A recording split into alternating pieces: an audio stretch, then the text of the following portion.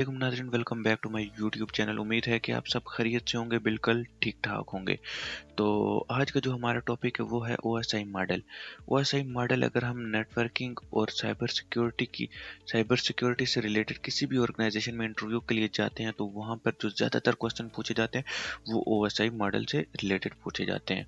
तो OSI model जो है ये एक बहुत ही इम्पोर्टेंट टॉपिक है।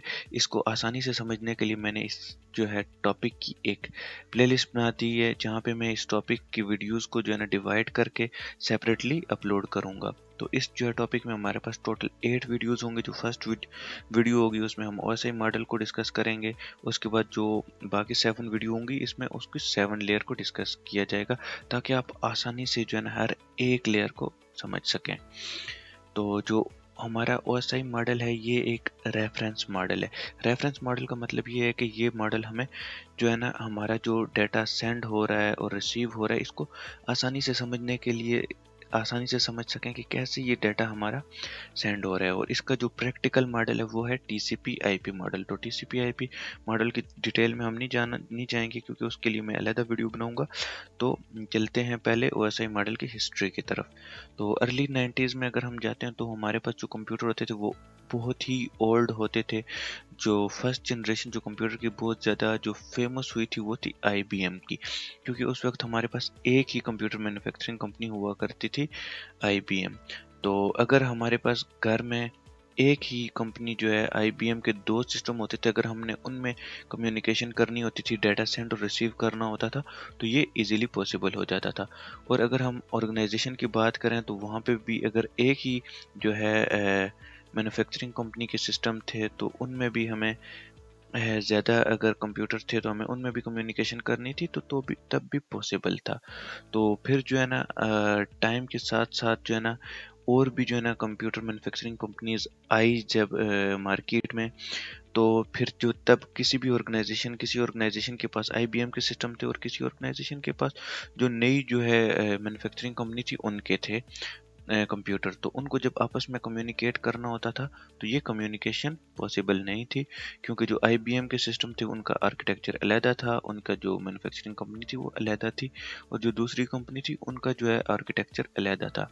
तो इसी तरह जो है ना आगे फ्यूचर में भी कुछ और कंपनीज ने आना था, इंटेल जो है, लिनोवो, डेल और एचपी ने।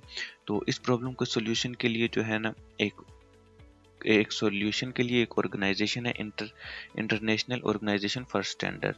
तो इस ऑर्गेनाइजेशंस ने जो है कुछ रूल्स डिफाइन किए जो हर एक जो है ना कंप्यूटर मैन्युफैक्चरिंग कंपनी को फॉलो करने ज़रूरी थे, ताकि कोई भी जो है ना मैन्युफैक्चरिंग कंपनी अपनी मर्जी से आ जाए और अपनी मर्जी से कोई भी जो है ना कंप्यूटर डिज़ाइन ना कर सके।